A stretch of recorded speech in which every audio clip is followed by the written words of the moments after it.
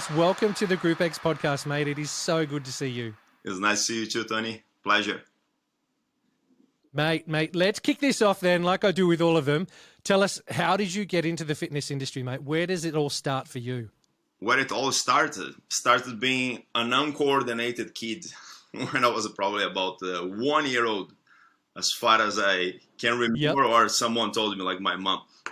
When I stepped into the bathtub, that little plastic bathtub in my grandma's trailer, and the water fell over me, and I got like a lot of burned. Yeah, so that's how it started, being able to move well. So after that, I joined soccer in Brazil, which is the most common thing that Brazilian kids do, because I couldn't play soccer at all. I couldn't kick the ball. So I kicked the other kids' legs.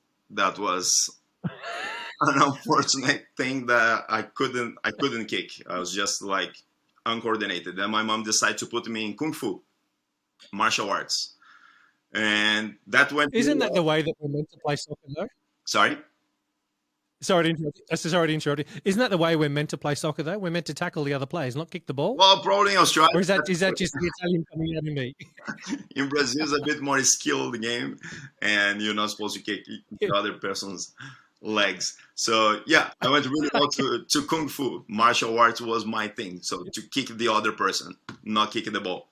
Yep. And much better. Yeah. Much better. Later in school, I started playing futsal, but as a goalkeeper instead, because on the line I wouldn't go well. So as a goalkeeper, I progressed really well. And when I went to university, I even joined the university team, which was a really big deal, because my university in Brazil had the Olympic athletes, and all the sports were really high level in Brazil. So we played national and international level.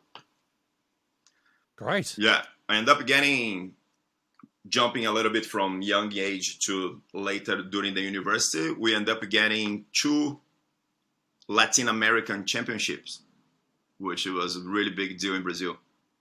So I ended up getting good coordination. But in between that all, I did lots of sports, and including swimming, taekwondo, capoeira, jiu-jitsu, you name all the martial arts. I was a scout as well. I joined the army, which was a good step into my career, because to join the army, the special forces, what I did in Brazil, you have to be at uni. So that's how I joined uni in fitness, health, and sciences in Brazil. Right. You've done a lot. And what age is this that you actually got into? Is this like 18, 19? Yeah, 18, straight after the high school. Man, you've done a hell of a lot for such an active adult up until that age. Exactly. That is huge. Yeah. My mom and my grandma, they were the best supporters. So they helped me to pay the university as well. So that was really good, because university in Brazil, if you get the private, it's quite expensive, and I wouldn't be able to afford. So right in the beginning of the university, when I joined the army, I also did it as a trainee in a couple of clubs. So I worked in schools, clubs, and doing wellness, big range while it was in university. Not about the money, just to get experience. One of these clubs was YMCA in Brazil. They had the group fitness, and they put me to join a few classes, like body pump was one of them. The other ones were more freestyle, like dance, which I'm horrible up to this day. Step, freestyle step, which was super hard. They had 3 levels. They had the beginner, the intermediate, and advanced. And I got straight into the advanced. So I had to be following the person that was teaching, Rafa, which is one of my best friends up to this day. And that's how I learned group fitness, being as a trainee, just helping people getting good technique during the body pump class. So I had 2 instructors for every single class, which was really cool for the members. The payment wasn't good at that stage, because I was just getting the help from them. So it was pretty much like a sponge, as my GFM used to call me.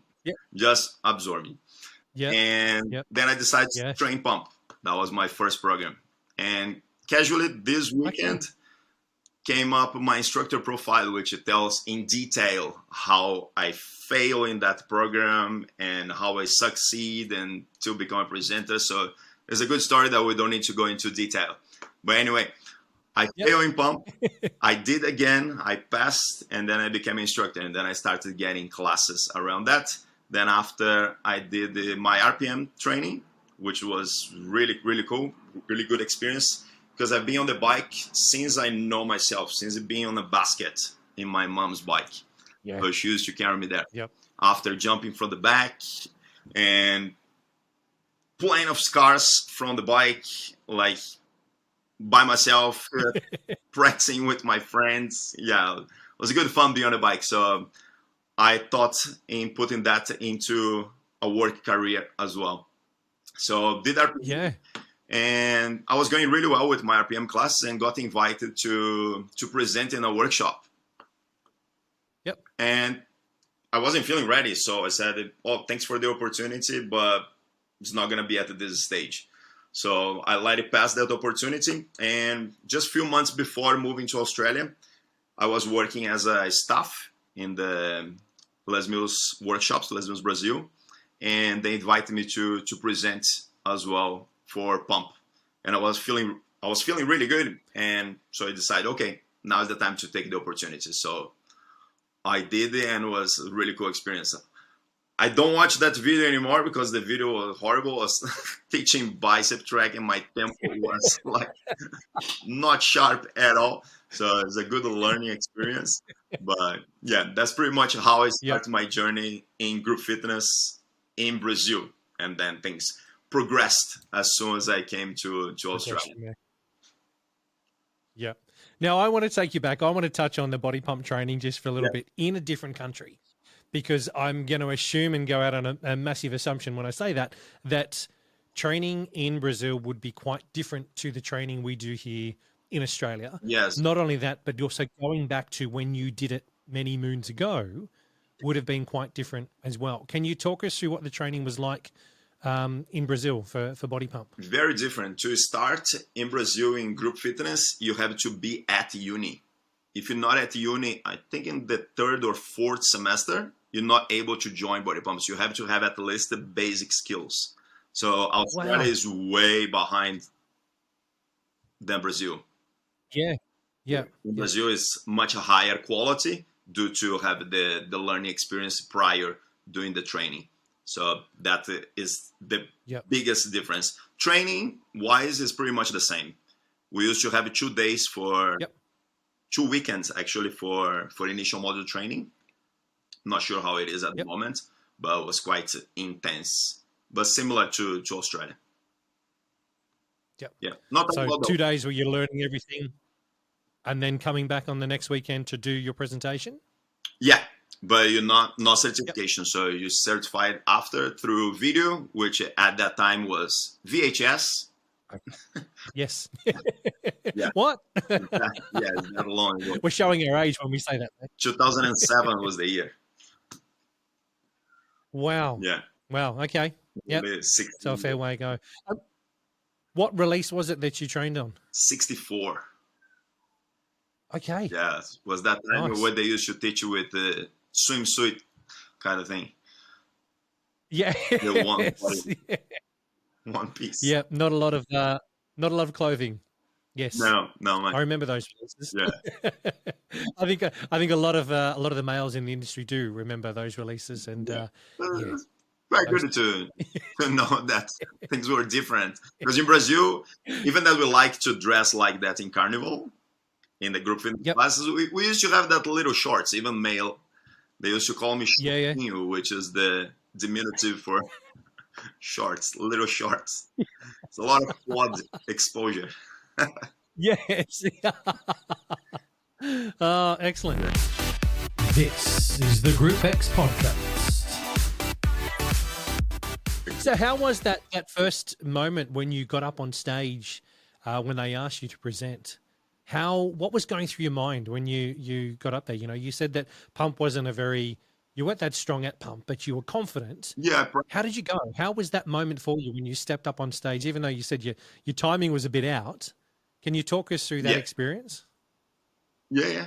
I practice a lot. So first thing, I jumped to the gym by myself, and I asked my friends to come and teach only to them, not even in my class, because I had a class at that moment, but I asked people to join me just for that track. So I did that track 6, which was Cowboy Casanova. I did that track a lot. You can remember the choreography if you ask me now. Yeah. Yeah, excellent. Practice is what we teach in the initial module training. So it's exactly what I did. Yeah, tons of times. And it's still, when I jumped on the stage, I was with Paulo Magu, which been to RPM 41, and he was my trainer. Yes. Yep. For RPM. Oh, cool. Yeah. So a lot of pressure Yep. being on stage with him. The other trainer was Pedro, which was a high level. He was the head coach for Pump in Brazil. And the other one was Chris Tourinho, which he presented in Body Pump 65. So it was like everyone super fresh and sharp there. And that stage was massive. Yeah. Walking amongst dinosaurs, like giants. And a lot of pressure. I remember locked my lower back when I went to present, locked in a way that I don't know how I braced my core, but I got so nervous and my lower back just locked. But the feeling of being in front of 100 people was amazing, because in Brazil is a state workshop. So it's like Filex every quarter. That's amazing. It's like nice energy high all the time. Yeah, it's the best. The way that it used to be back here 20 odd years ago was when we had the mega quarterly workshops all the time. And, you know, the ones in Sydney would pack out. They'd be at Sydney Uni, or they'd be out at Homebush. And, there'd be hundreds and hundreds and hundreds of people over the 2 days. They were fantastic. Not saying that the workshop these days aren't as good. They're still decently getting there. But, when you get up and you're able to teach in front of a couple of hundred people, it makes so much difference. And the energy in that room, not only as a presenter and a trainer, but for the instructor as well. It's infectious. It's like what happened at down in Melbourne at Les Mills Live.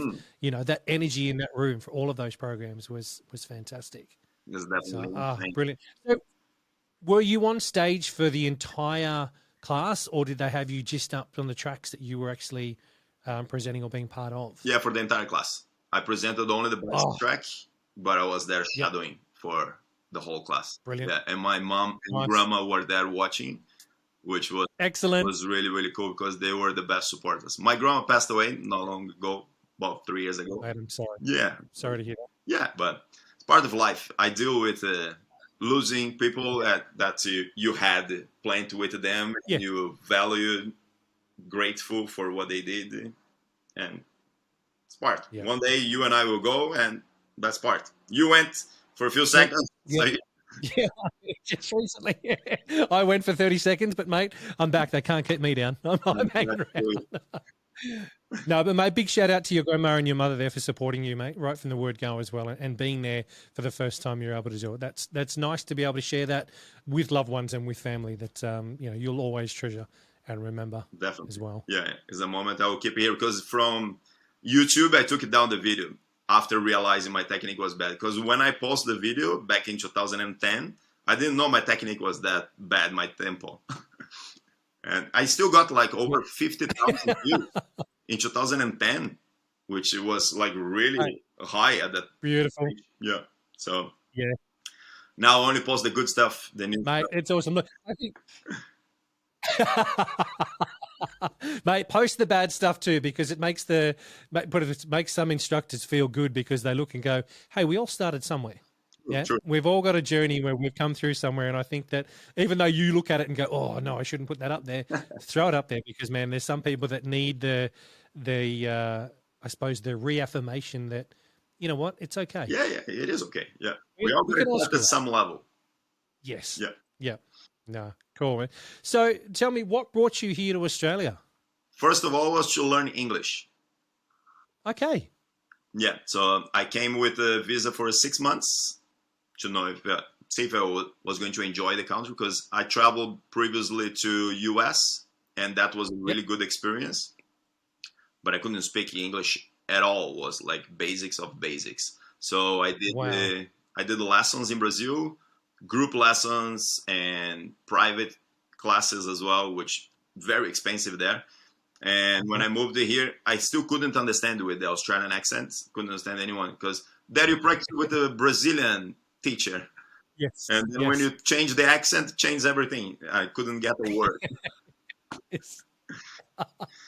I love that. I love the fact that you came here without really understanding the language that well, because that's putting yourself out of your comfort zone, which we all need to do more and more often. Yeah. But I think that's fantastic, man. And to see that you are doing what you're doing now and having English as your second language, not as your first language. There's hurdles with that straight away, mate. So from me to you, hats off. That's tremendous. Yeah, that's so really that well was my transition. Took me 1 year doing all the hospitality, construction, cleaning for 1 year. So I had a gap in my fitness career because in Brazil I worked in fitness since the beginning of the uni. I did work at the McDonald's for 2 months just to save money for the holidays to go to the beach, but the entire time the rest was fitness. So when I moved here and had to do all these tasks and chores and new stuff that I used to be spoiled by my mom in Brazil, was like a big challenge. Yeah. And it took me 1 year. So when you first got to Australia, sorry, I missed that. Took me 1 year to get my first class from the moment I arrived. Oh, wow. Yeah. And I still think people could understand. So in that beginning. When you first got here, where did you land in Australia? Was it Sydney or were you in another state? Sydney. Yeah, I never left Sydney. Sydney first. Yeah. Yep. And where was the first class you taught in Sydney? At Macquarie University, which I worked not long until COVID, basically for 10 years. Yep. Yeah, I stayed there. Wow. So it would have been Liesl then, yeah? No, it was Dale and then Liesl. Dale first. Yes. Okay. Yeah. Wow. Awesome. Well, shout out to Dale as well, because I know she's engaged with the Group X stuff. So big shout out to Dale as well for giving you your first class and giving you an opportunity and taking a chance. It was my friend Jeff, as we say, Brazilian guy that introduced me. And since that moment, I enjoyed the club and great energy. The universities are always high level of energy. I worked in many of them. Pretty much in all the universities in Sydney that have group fitness. Like UNSW, I became GFM there. And Sydney Uni, I worked for many years with Vincent. Yes. UTS. Macquarie Uni is an institute. Macquarie Uni has had some amazing people teach there, manage there. It's a club in Sydney. If you're ever in Sydney, people, you can actually get out there, go for a casual visit, suss it out. Go and do some of the classes. There are some great instructors still around there today. So. You used to do mate, that's fantastic. That's really nice to hear. You used to do the support as business partnership manager for Les Mills. So you know them. Yes, back in the day. Yeah. Yes. Yeah. Nice. A nice plug there too, man. Yeah, I like that. No, mate, that's from back then when I didn't get to meet Dale in the club, but I got to meet Liesl and spent a lot of time working with Liesl and then Julia and as well, who took over after Liesl. Yeah, Liz is still a great friend that she took me to Virgin Active. Yep. I helped to launch at Margaret Street. We opened the club. I helped to open that one. Yep. Yeah, I'm still working for Virgin at the moment. Yeah. Pitt Street and Northwest. Ah, cool. My 2 home clubs. Yep. Nice. So, mate, let's talk about your induction into training and presenting here in Australia. Yeah. How did the opportunity come up for you to jump on the team to be trainer and presenter? And which was your first program? Well, when I was working for a club here, they asked me to teach classes like CX Works at the time. Not even CX30 was CX Works. Now it's Core for the new people at Les Mills world. And then I did the training in Born to Move with Liesl that she took it to Macquarie as well. I did the training in Body Combat, Body Attack, never certified because both not for me. Was again that free spot that we receive when we host training. I did it because no one wants to do it, and I For sure. did to upskill. So I always been interested in upskilling. Yeah. And at some stage, I wasn't Brilliant. teaching RPM, so I was teaching only my cycle classes.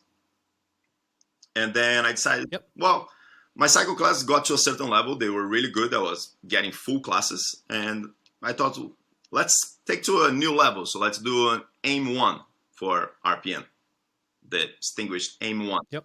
And was Amanda taking that training. So I learned the release just to do AIM 1 for that day.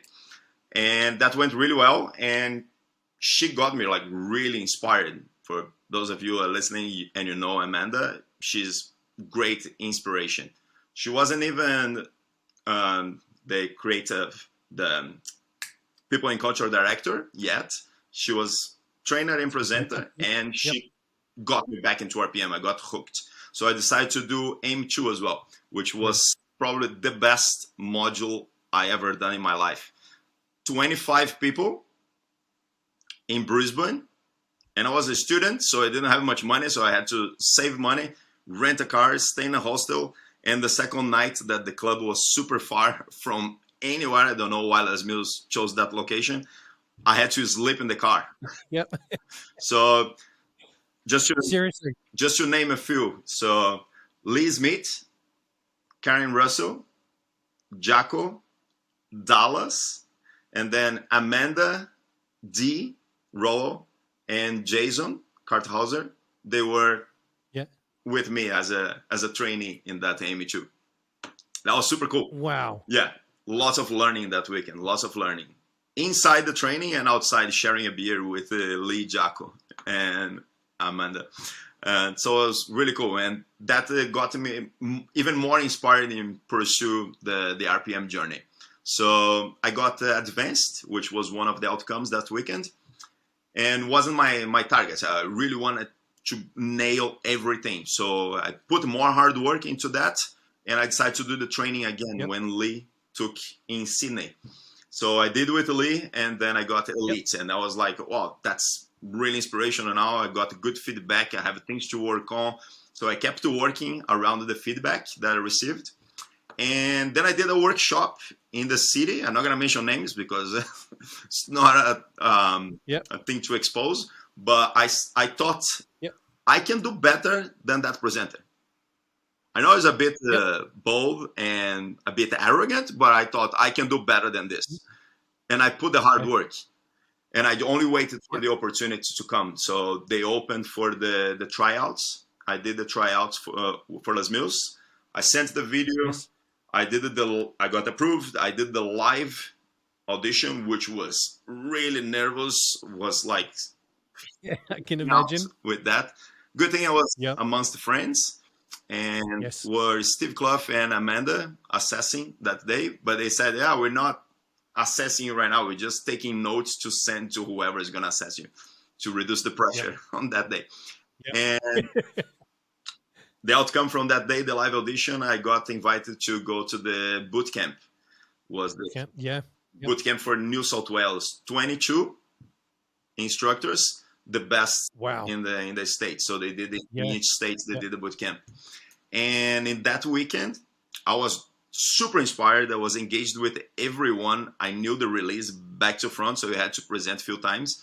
And in one of the presentations was sweat, literally blood and tears, because I was presenting and I did a dive on the bike and I hit my forehead on the handlebar. That was the first time in my life that I hit my forehead on the handlebar. First, and I hope the last one. So I didn't black out. I kept teaching, but at the end I had a massive cut here in my forehead. So I literally gave blood that weekend. And I was one of the first instructors to leave that weekend as a presenter. So they invited me, they invited House and Rach Steinhaus. Yeah, so the two dancers and one RPMer. Spring. Well done. Yeah, that was really cool. Yeah. Great experience. After that, a lot of people came on board. Yeah, great group that weekend. This is the Group X podcast. Got a couple of questions I want to throw at you. Go back to going to Brisbane and the AIM one that you did. You said you hired a car. Did you hire a car from Sydney and drive up to Brisbane? Or did you fly up and then hire a car in Brisbane to get around to what you needed to do? No, I flew to Brisbane, yeah. Not that You flew to crazy Brisbane and driving hired a from car. Sydney. Right. No. Okay, no. I was going to say, Yeah. dude, that's a long drive. But, dude, to do that and then to then get on a bike and be right, whew, that's why I was like, hang on a second. I just need to clarify what was going on there. But still, and sleeping in the car, man, you sound like Ian Hennessy. Yeah, and his trek around Australia when he's sleeping in the back of his ute. So, mate, yeah, When we want, you got to do it tough there sometimes is to no get what option. you need. If we want, if we have a clear targets, doesn't matter what comes in front, we break the wall. Yep. That's a good motto too. Yeah, you can always go and have a shower in the gym anyway. It doesn't matter where you sleep. It's all good. Yeah. Oh, fine. As long as you have a toothbrush, you're fine. Yeah, exactly. Put the clothes on from yesterday. Give me a rinse. You'll be sweet. Oh. Deodorant's in a can. We're good. Yeah, that's fine. So, and the falling with the bike in Sydney, was that a broken bike, or was that just you had an accident and just slipped on the bike, or did the bike, something happen to the bike and the bike broke? The one at the boot camp? Yeah, when you headbutted the... No, I did a dive because I do dive with my head forward when I do for racing, from riding to racing, and I went too low. You just went... Yeah. Oh, man. I don't know, it was like a rock and roll style. Yeah, I bet you haven't done that again since. No, never. Keep like this. I have lots of scars from a push bike. Yeah, lots. Yeah. But that one in a indoor bike was the first and hopefully the last time. Yeah. No, fantastic. So you got on the team. Yeah. Give us the next step. What happened then? Where was your first quarterly workshop that you presented at? My first quarterly was with Karen Russell, shadowing, because I stepped up. Someone couldn't go, and then I was just shadowing RPM. But I was presenting in Rooty Hill, where coincidentally was last weekend, and was with Dallas. And Dallas was coming fresh from filming. So you imagine the amount of pressure being beside me after filming. Yeah. So that was really cool. It was Sprint 12. Yeah, it's one of my favorite releases up to this day. Yeah, it's so good. Good memories. So the boot camp gave you from the boot camp, you got into being a presenter for both RPM and Sprint? Exactly, yeah. Wow. Okay, wow. Yeah. Cool. Got two. Brilliant. Yeah. That's, because when we did the sprint training, I didn't even want to train because I thought I already have RPM, I have cycle class. So why gonna do sprint? My cycle class is already high intensity. But then I did a class with Dallas and Amanda, and Miriam, my wife, was doing with me. And they three were talking, you're gonna be great, blah, blah. And then I said, you tell this to everyone. Don't tell me I'm gonna be great. Something that I don't want to do. And then Miriam got me the training as a gift. So I couldn't say no. But was the best experience with Amanda again. And then I did the training. I went really well in training. She said, oh, you're already in the essence. You should watch out for the tryouts that are gonna come in a few months. And that's how it happened. Was like a snowball domino effect. Mate, so what I'll say as well right now, thanks to Miriam. Yeah. For buying you the course and giving you that course to get in and do it. Yeah. Mate, I think that's She obviously saw something in you that you might not have seen at that stage. So, Ms., thanks very much. Yes. Miriam and I, we actually met in 2012. So it was a long time ago. We met at Philex. She was at the booth of Les Mills. And then we dated a bit, didn't work out well. And then we met again in 2016. And we reconnected and we reconnected like full on. And we've been together since. Yeah.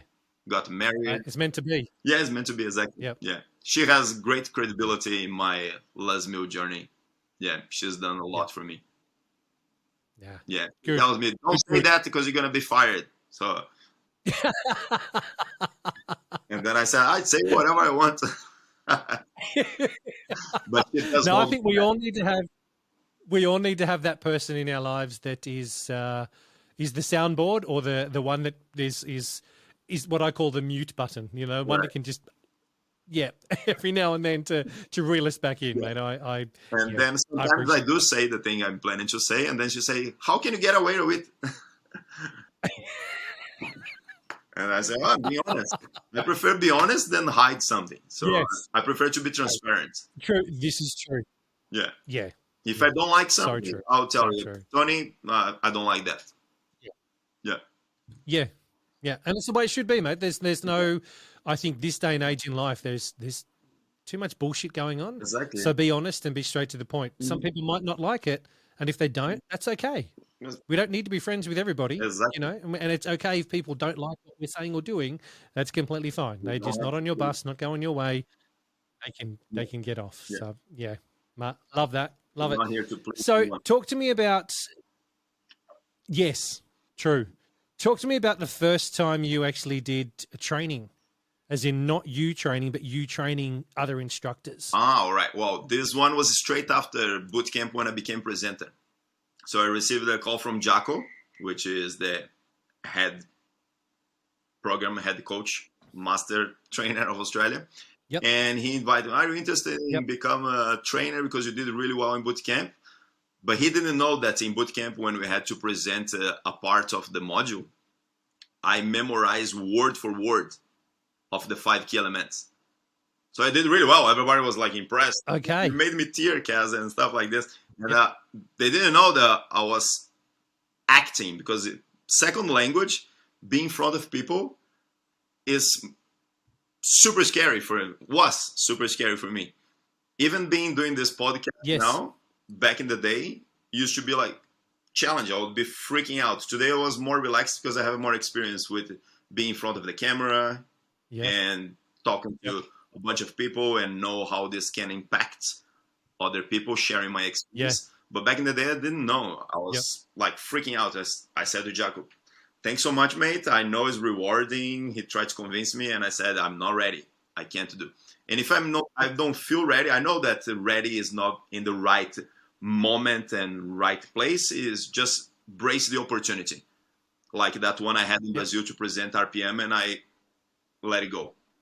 So when other opportunities came, I decided to grab it with all my strength.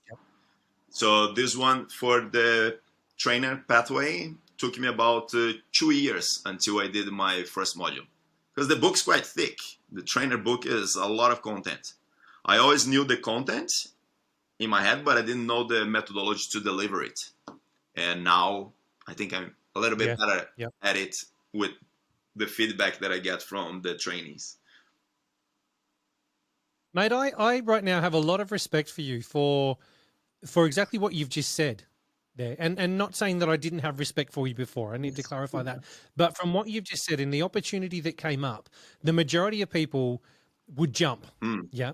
But the fact that you realized and you knew in yourself that you weren't there, whether it be mentally, physically, emotionally, whatever level that it was, the fact that you turned around and said that, I respect that, because it shows your character. It shows who you are as a person. Yeah.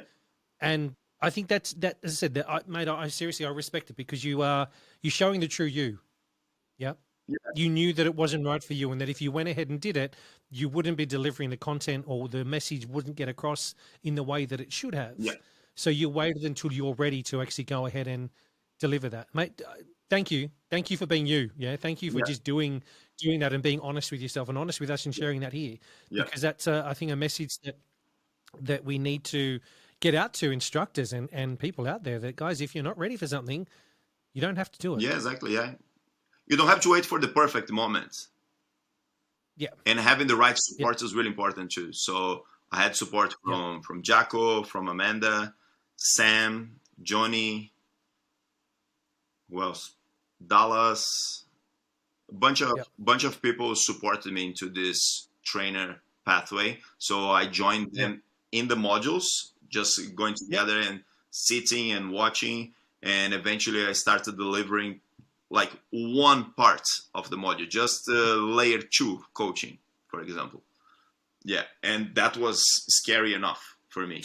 So I started increasing little by little, and being with them that are so experienced as a trainer and deliver the modules so naturally, was a big deal for me into my journey of stepping. I always wanted to do everything step by step, not skipping any step, including receipt and unchanged also in the advanced training, which I got as well. I got, I think, any outcome that you can think Les Mills ever had, I got. Yeah, you've had them. Yeah, I've been through it. That's brilliant. You've experienced them all. Yeah. Yeah. Before presenting in a video, I did shadow. Yep. You name it, all of them. And I like that. On that, I like to have all the perspective from every single angle. Yep. Now on that, got a fantastic segue as well with masterclass presenting. You've obviously been on a couple that we know of. So you let me get this right. You said you've presented on RPM 89, correct, but you've also shadowed for 86 and United, correct? Correct. Yep. So 86 was before United, yeah? Yes. If my memory's correct. How did that opportunity come up for you to actually be in the masterclass filming? And can you talk us through that? Can you give us a little bit of information around how and what the experience was for you? Yeah. So as soon as we found out that the release was going to be filmed in Sydney, Australia, for the first time in the history, they opened for all the presenters to apply. So we had to send a track of us teaching, and that went to LMI. And then LMI decided, I have no idea what about the criteria, but I got chosen. Yep. And I was feeling like super blessed to be amongst all the other presenters, which some of them presented before, like Ian and Amanda, Dee. Well, it was going to be with Glenn as well. So that was like big highlight. Just to be amongst them was like amazing opportunity. So I did the application, I got approved, and on the week of filming, you have to cancel all your commitments because you have to be available for the masterclass and rehearsals. So in one of the rehearsals, Glenn wasn't available because he was also with the pump team, and Kylie Gates was in the room with us at Fitness First, and we had to learn the release, even being just shadow, like Adam, Libby, Andy, and I. We still have to learn everything. And that day, as Glenn wasn't there, Kylie asked, who wants to present Glenn's track? And I put my hand up. I did it, and Adam as well, Adam Epskamp. And we both presented. And I didn't know up to 2021, that was 2019, that Kylie said to Amanda, who is this guy? On that day in 2019, I only found out when they chose me to present 89, but she was impressed the way I thought. So if I didn't learn that release, I was just there to have fun and enjoy, I would miss an opportunity for the future 2 years after. Yes. Yeah. So I grabbed that opportunity and it was amazing. It was unreal. I remember asking Glenn like minutes before the masterclass, what preparation do you have? Any thing traditional that you do before the filming? And then he said, we can do a haka if you want. I love it. Yeah. I love that. So that was the one that was filmed at Fox Studios in Sydney, yeah? Correct. Yeah. No, that was huge. That was amazing. Yeah, obviously Body Bike was part of that as well, in behind the scenes, but it was that the energy for the whole Friday night, whole Saturday was just phenomenal on we had another Brazilian as well. We had Marcio there, came from Malaysia. Yeah. So 2 Brazilians in one release. Yeah. Excellent. So then obviously United was the one that we had where everybody filmed remotely, because that was during COVID and during the crazy. My backyard. Oh, is that where you filmed it at home? Yeah. Oh, wow. Yeah. Brilliant. Now, on that, how much did you actually, were you talking, were you presenting in that way, or was it just actually you writing and they were mixing together? Because I've not seen the United release for RPM. Yeah, so each presenter got asked to film in whatever the location they could go. But in my suburb in Australia, in Epping, we couldn't live at that time. So I had to film in my Okay. backyard. Some people were able to go to a forest or mountain or cool location, but Yes. I had to do my backyard. So I just moved the bike to the back here, and Glenn filmed Yep. the masterclass just so like casually, just pretty much coaching the choreography, not much of Yes. highlight presentation, and we just Yep. watched and followed him. So we had to do the movements. Yeah, it Yep. was Yep. really cool. So that was for the entire release, or was it just a track that you had to do? We had to send the entire release, yeah, and then they select a Wow. few pieces of us. Yep. They split the video in different parts, so they did a cool editing. Yep. Yeah, it was nice. Yep. Brilliant. And then you got to present on 89. Yeah, then came that opportunity. I received a call again. I was here, so this space here is gonna be in my memory forever. Yeah. I received a call from Amanda. And Yes. said, Lala's Music International wants you to be part of the hologram release that is gonna be filmed in Sydney, because we couldn't travel at that time because it was during the COVID as well. So it was just Yes. Marlon and I from the whole Asia Pacific. So I was really honored to be part of that. Yeah. Yeah. A lot of practice. So whereabouts was the filming? Where was the filming done at? We did that at Channel 7 in Alexandria. Okay. Yeah, was in a Yep. studio. Yeah. Yep. Empty studio, by the way. And how was that experience for you? Because there obviously is no, in that environment when you weren't able to travel, you wouldn't have had a class in front of you. No. So I had still had the opportunity to go to the gym to practice by myself. So I went to that and practiced a couple of tracks. So they gave me 2 tracks to present, because they didn't know if Washington in UK would be able to present his one due to travel restrictions. Yes. So I filmed his track as well. So I filmed track 2 and 3. So I had to script 2 tracks, and scripts in that level with Sarah Ostergaard as my coach was a lot of pressure. Yes. Yeah, because I always look up to Sarah and Glenn, and we had a chain of in an email with the presenters and the coaches from LMI, and Kylie Gates was in the same chain email. So it was a lot of high level people involved. Excellent. It was really good. Yeah. Really good experience. Yeah. I freaked out on the day. I haven't seen that release either. You haven't seen? It's good. It's good outcome, because we had only 2 cameras. No, wow. So we had to present. I need to get my hands on that and have a look, because that sounds interesting to how they've put that together compared to normal class filming. Yeah. As well. So I'll try and get my hands on that to have a bit of a look and very and see. So it's the hologram effect that Glenn interacts with us, because we filmed first and Glenn filmed after. So he had to interact with whatever we see. Yeah. Yeah. This is the Group X podcast. That's cool. Yeah. Really That's cool. very cool.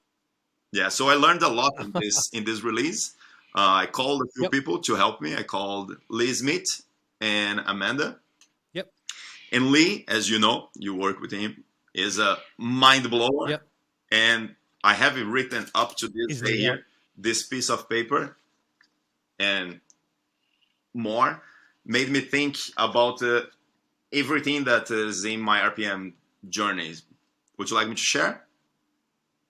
Sure, man. Sure, please. Yeah. So I started thinking about what Lee said from a perspective of whoever is watching you, whoever is in your class, what they get from you. So first of all, we are instructors, but we also host.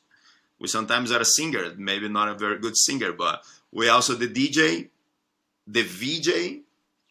We can be a dancer sometimes, depends on the moves. We are MC. We are the athlete.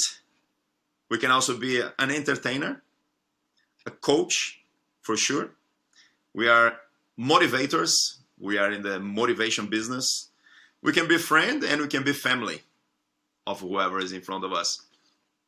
And the things that I want to bring to RPM, Lee tapped into my mind, like, what can you bring that is new? Maybe one thing in one track, maybe one thing in both tracks, or something that you can perform or bringing a different energy or presence. So that learning experience in that week changed my entire RPM after that. So every class that I teach after this changed, because I was thinking about having a way above the initial model training, things that we don't learn in initial model training. So clear coach, meaningful words, let the music come first, voice contracts we do. Thinking about at least 4 counts of spacing between phrases, lyric interaction, facial fireworks, body language, smooth movements, because in front of the camera you can't do subtle movements because it's not going to capture. Eye contact, you got to be looking at only 2 cameras the whole time. If you look down, you lose connection completely. If you look to the other side, gone. Short phrases to create more impact. Emotion, that one is a big thing, because Lee taught me how you can project in front of a class not only your script, but the emotion you're feeling, so you can replicate that in the next class you do. And that made me think, whoa, that's a very different way of delivering a class, because I never thought of the emotion I'm feeling. Last weekend, I was teaching at Sydney Uni, which was a home club for several years, and Miriam was there watching with her family that came from Canada, and a lot of people that I respect were there. I was with Jaco, that I've been watching on body pump videos, so it was like friends, family, a place that I know, a place that has history. So it was like so many emotions coming from my heart. And if you watch that video, I'm still get goosebumps. It's a video that I'm going to keep that forever. Every time I need some inspiration, I will watch that video again, because I was surprised of how much I enhanced the experience in that room. And some people told me they cried in my presentation. Yeah, and that's okay, my job is done. Yeah, exactly, man. That's when it lands, when it hits that point where you are being, and I this word gets used too often for me, but I'm going to use it now, authentic. When you are 100% there, being present in the moment and being you and sharing you, when it lands, and that is so powerful. Yeah, so powerful. 100%. Yeah, and I was there like everything. Body, mind, soul was in that moment. Yeah. I'm glad I recorded. Yes. Have the moment to share for yourself, but share with others, man, because that's powerful. That's really powerful. It's to me, I think that's when you know you're in the right spot. Yeah. When it all comes together, it's all easy, it all lands, it all falls into place. It's not hard, but it makes an impact. It makes a massive impact when you're just being you and sharing with the others in the room the moment you're experiencing. Yeah, and you give yourself... Well done, man. Well done. You give yourself permission to be vulnerable. Whoa, yes. Yeah. Yeah, that's one thing I'm always grateful for. The learning experience I got from Les Mills is be vulnerable. We're all humans, so we don't have to be pretending to be superhumans. We are humans, down to earth. Both feet on the ground. Yeah. Be who you are. Be real. Yeah, exactly. 100%. Yeah. Doesn't matter what level you are. You can always be authentic and let your true self shine. Yep. No, lovely. Hey, I've some different questions I want to throw at you now, if you don't mind. Yeah. Why do you teach? Why? One of my big words that we learned in advanced training is to help other people. I feel pleasure to help other people. Not connected to financial, it's just help. I have the opportunity to help if the other person is interested in being helped as well. If you're not interested, I don't give it an F. Yeah. You can swear on this one. I will spend my time with you. Not charging. If you're interested in learning from me. Yeah, it's a good thing, but it's also a bad thing, because then I don't increase my financial, because I give you advice for free. Yeah. Look, I think there's ways and ways around doing it. There's ways that you can pass a message on to help someone, but there's also ways where you can actually be coaching someone, and if they want one-on-one specialized coaching, you as a trainer can still offer that to someone. Yeah, True. they get what they get out of module training, but if they're going to take it a step further, then you can go above and beyond. You know, you can still make money from that. So don't. My advice to you is you're doing the right thing. Don't get me wrong. Yeah. But if there's an opportunity for you to be able to make some money with that as well, make sure you tap into it, mate, because that's a skill set you own. That's your skill set there. So, yeah. Mate, I appreciate that. I appreciate hearing that as your why and why you want to do it. I think there's a lot of trainers and presenters in our industry these days, which are, you know, I'd say most of us are in the same boat. Yeah, we want to be able to help people. Now, whether that's helping other instructors that then end up helping other members, or whether it's helping members, you know, the flow-on effect as we go through the chat that I had with Matt Thraxton, the butterfly effect. You don't know how many people you're changing their lives every time you teach. Yeah.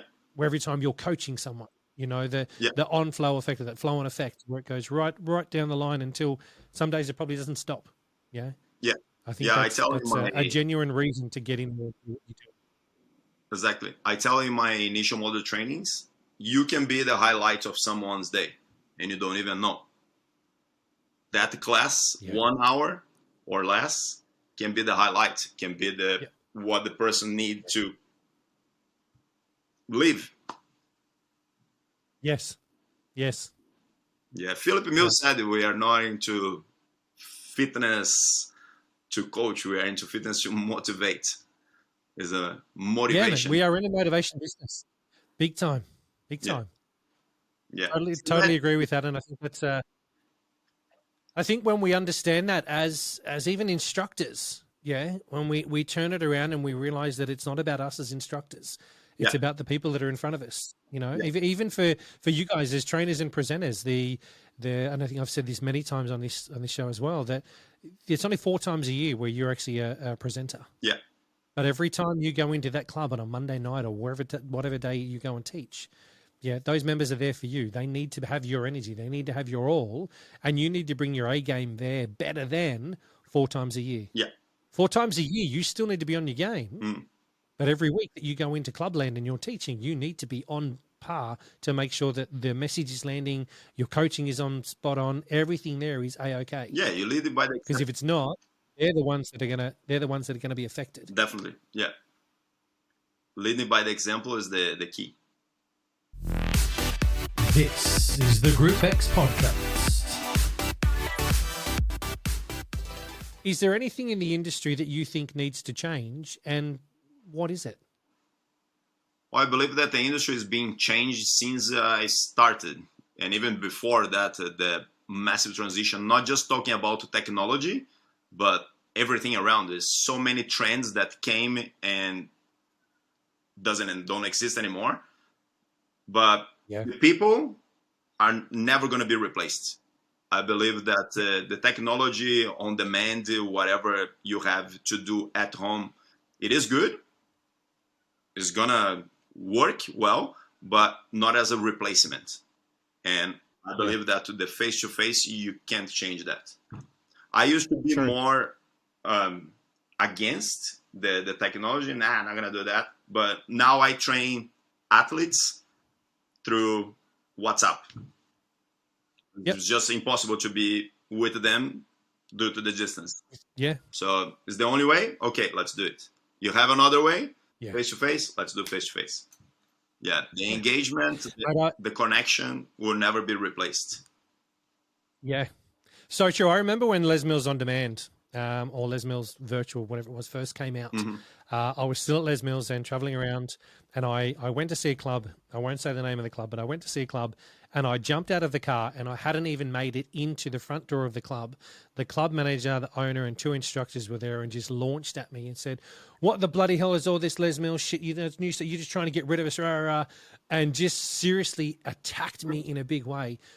And I understood it because it was brand new and they were threatened by this new platform of something that was coming out. You know, they thought we were trying to replace instructors. I walked in and said, well, hang on a second. I'm going to turn around I'm going to walk out of the gym. I'm going to go back to my car. I'm going to pretend that I haven't been here yet. I'm going to get back in the car. I'm going to open the door and I'm going to walk back in and we'll start this whole conversation again. And they're like, oh, and I was like, just stop for a second. Yeah. So I did that, got back in the car, got out, walked back in, sat down and said to them, and they were like, Tone, why did you do that? And I said, because the first thing you did was have a go. You were so negative that if I'd responded in any way differently, that whole conversation, that everything that we'd discussed from that meeting on would have been negative. So I walked in and we sat down and I said, okay, so tell me, go through that, tell me your problems, tell me your issues, all that kind of stuff. And because I'd nailed it in that way, we discussed it. Now, I totally understand when it first came out, there were a group of instructors and the majority, I said probably a good 80 to 90% of instructors were threatened and thought, hang on a second, what is Les Mills doing here? We've been doing this for 15, 20 years, whatever it may be. And now you're bringing this new product out. Is that to get rid of me? Is that what's going to happen moving forward? Straight away it was, well, hang on a second, guys. No. The market that Les Mills were trying to attract back then were the home user market, the market at home that had never trained before. Let's get them used to doing and experiencing what the workouts are. Yeah. If they then get confident with it and comfortable, where's the next step they're going to go? They're going to come and get into a gym. Yep. So they're going to come along. They know it already. They know the program. They're a bit threatened or a bit intimidated about walking into a gym. So let's give them something to be able to do. Yeah. Now, once we got the message across to clubs and instructors, they understood it. It was at that stage as well that the filming of masterclasses had started to change. It wasn't the production for instructors anymore. It was a production for a different market as well as the instructor. Yeah. And we're talking about evolution, how everything is changing and things that are changing and moving forward. That's probably been one of the biggest changes that I think we've seen in the industry is the change of the masterclass filming for us as instructors to a home user market, then even change even more when it became Les Mills On Demand or Les Mills Plus recently and through what happened over the last couple of years, that product was predominantly aimed for the home user. Correct. He's still there for the home user, but he's also still there for us as instructors to learn from. Yeah, I believe the best way would be create two products. Yep. So masterclass. I agree with you on that, but I don't think it's possible. Well, you're gonna spend way more. It's already a high production. Yes. So would increase the price. Yeah. Yeah. And that's the thing that I think that a lot of instructors don't like change. Yeah. Even though we're changing, we're evolving, we're going through the motions of an industry that is changing big time. I mean, look at what the industry is doing today compared to even what it was doing at the end of 2018, 2019. We're so different. You know, the clubs that you notice, the clubs that aren't around anymore are the clubs that didn't change. They didn't pivot. They didn't move. They didn't change with the times. They just expected to open back up again after the shutdown period and go, yeah, well, we're doing what we did before. Like it or not, tough, that's what we're doing. Yeah. They're not around. Yeah, you got to be the open. Clubs that adapted, the clubs that changed, the clubs that evolved. Even through digital, when we had the physical kits for the release and we changed to digital, a lot of people were reluctant. No, I want the physical. I like to go in the book. It's the same as you still buy CD. No one buys CDs anymore. Yep. Same deal. But the fact that we had to actually, what you mean? I had to print out my choreography notes. You weren't giving me something anymore. Yeah. Why isn't the cost of the production gone down? I remember those conversations. They were fantastic. Yeah. But hang on a second. It costs you how much for a ream of paper for 500 sheets? It's cheaper than what we're able to even present it, or people to be able to produce it to you for. Yeah. It's cheaper for you to. No, give it to me. It needs to be cheaper, man. Yeah. Look, I get it. You know, I understand the negativity and the frustration from instructors in relation to that. But I think now most, there's probably a very small percentage, most instructors have jumped on with the times and realized, you know what, hey, this is actually a hell of a lot better. Definitely. There's still those that will print it out. There's still those that print it out, I'm sure, that have it there because that's how they learn. That's their learning style. And that's completely fine. Correct. And I think there are things that have changed that as an industry we need to grow. We really need to grow. There's a conversation I had this morning with someone from an organization that was chatting to me with regards to instructors and how we how instructors these days, there doesn't seem to be as many younger instructors coming through. You know, let's go back 20 years ago. Let's go back to 2003, 2004. There was a lot more instructors, a lot more younger instructors coming into the industry. Correct. That doesn't seem to be happening as much these days. The instructors we have are changing the programs they're teaching, or they're teaching less, but there doesn't seem to be as many young ones coming in. How do we do that? How do we get a younger demographic? Well, personally, I recruit people from my class. I recruited a lot of people. And I learned that being a GFM. As a GFM, I had the need to recruit people. I got an audition at UNSW back in 2021. We got 50 people auditing for the club. It was my credibility calling them out. Yep. I even called Alani. Of course, he didn't do the audition because he's a master trainer. Alani Mala. Yep. Always being an amazing role model for me and inspired me since back in Brazil, watching that the big Maori guy on the stage. I learned from RPM 69. I always mention to him, and we laugh together. He says it's a very special release because it's 69. And so I got amazing people. Julia, one of the presenters, was working there with me. I got instructors from all over Sydney. Caio, which just joined the presenter team, a Brazilian guy. And recruiting. Caio is one of the guys that I told him you should be presenter. And he took the opportunity as soon as the spot opened. Boom.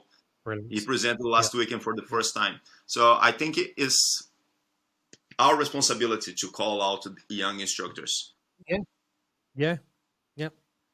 I agree. I think there's no other way that I can think that they're going to come in. I mean, we're a lot of the younger ones don't want to do what mum and dad have done. Yeah. Let's be realistic. You know, go back 20 years ago. Yeah. And okay, I was 27, but if I'd had a child at that age, my child would be 20 now. My child wouldn't be coming in to do RPM or pump or what I'm doing at the moment. There's no chance. They wouldn't be interested. They'd be out there on the gym floor doing something different or going to a different gym doing something different. You know, how do we get that younger demographic to come in? How do we continue to get the demographic that are currently there coming in? You know, if the music's changing so much and the music is the new releases, current music that's on the top 40 or in the charts these days, does that gel with me? I'll be honest and say, no, it doesn't sit with me because that's not my style of music. That doesn't sit with me. You know, I go back to some of the stuff, as I was saying earlier, in the 60s or 70s and 80s in pump, even some of the early stuff in the 40s and 50s. I love it. Yeah, because that's the music that I really gel with, and that's the music that people around my age really enjoy. Yeah, it makes it harder because when does that change? When does that point happen where new instructors come through that are younger, but also that attracts newer, younger members as well? I think that's the big challenge, and that was the conversation I had this morning. And you know, how do we, as an industry, how do we do that? What can we need to do to try and fix that? And I don't think anyone has an answer. I think we've got probably a lot of ideas that we need to throw together. But I think we also need to throw that question out to everybody to say, hey, instructors everywhere, how do you guys think we can do this? As an industry, if we don't make that change now, are we going to be here in 5 years? Are we going to be here in 10 years? I believe the first thing is knowing what you're doing and believing in your product. So if you know what you're doing and you believe in your product, you're not just saying because you have to say. It's different. Because we had a release from Sprint that was hard for the presenters, trainers, instructors, for anyone to learn, was Sprint 29. And a Sprint was always simple. I used to learn Sprint in half an hour, the duration of the class. I would learn the entire release. And 29 took me hours to learn.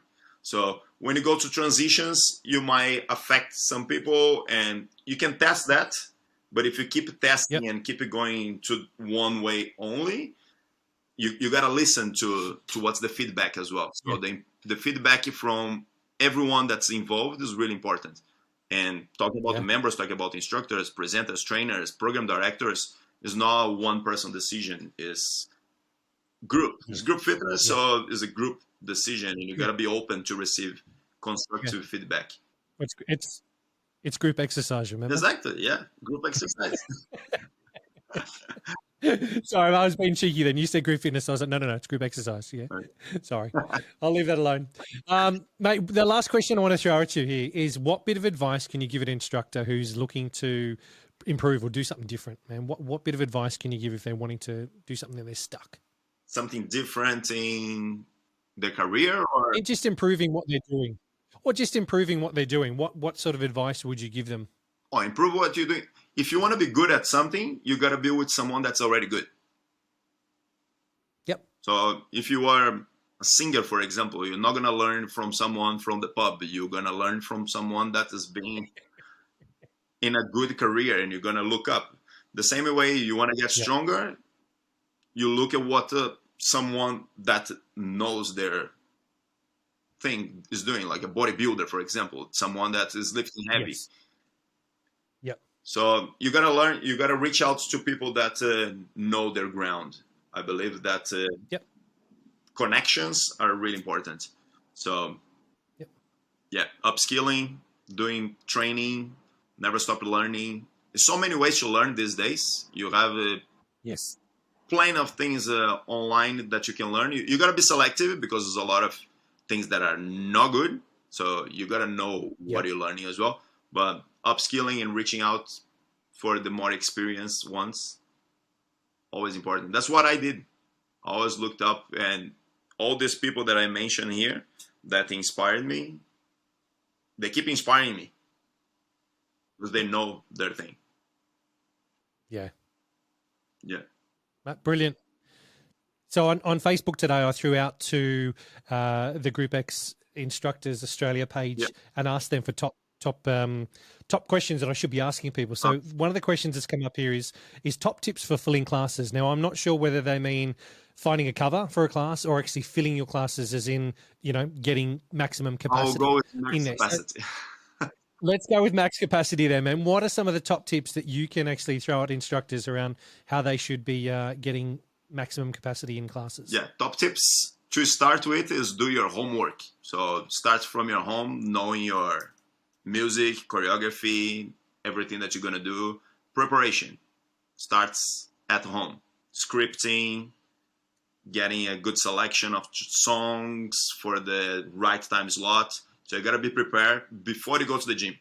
As you get into the gym and you know everything, interaction, connection, before doing after class. Before your class starts, make sure your studio is in the right conditions. So you got to get there earlier. If you're 15 minutes earlier, you're on time. If you're on time, you're late. And if you're late, leave Group X because it's not for you. Go and work at Macca's. Yep. So when I come to the gym, like I was this morning, I woke up at 4:30 a.m. to teach a 5:45 sprint. So I got there. I made sure that I had enough paper towel for them to clean the bikes. The stereo, I made sure was everything working. Batteries, microphone, I tested before they get into the room. It was a short time because the gym opens and 15 minutes after, boom, the class starts. You're on. Yeah. I got the iPad to do the check-in at Virgin. We have that opportunity to give a good connection. Boom, sorted. No rubbish on the floor because sometimes there is things from one day before. Everything sorted. Boom, they get there. They have a good experience. So be there before. Spend 5 minutes after the class as well so you can reset the room for your next instructor. So you create a good bonding with the other instructors as well. The worst thing when you get into the room, classes back to back, and the instructor left the room all messed up, or the battery is not charged, or the microphone is bent, things like this.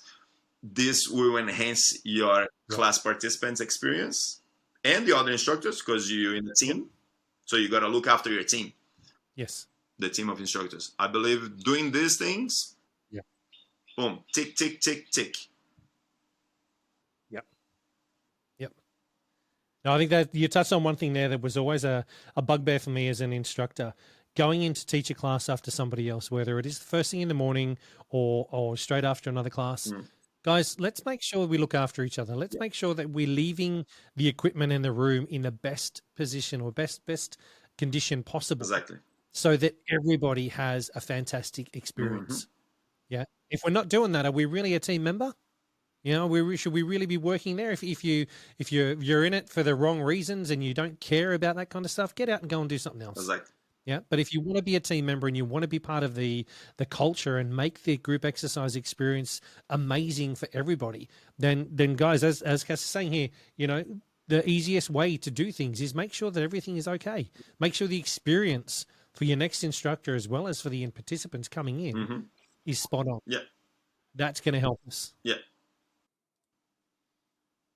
Cass, thank you so much for coming on the show, mate. I've greatly appreciated getting to know you and you sharing your story with us, as I'm sure the listeners will as well, mate. So thank you so much. My pleasure, Tony. I appreciate everybody that's listening and spend some time learning and sharing the experiences, which is always good. That's one of the reasons we chose group exercise, and I'm really grateful to be here today in my position as a presenter and trainer for Les Mills. Love everything that I've been doing, and yeah, that's really exciting. And I'm open for anything that comes next. Like I've just started Brilliant. body pump presenter. Yeah. Whatever comes next is great. Mate, thank you. Appreciate it.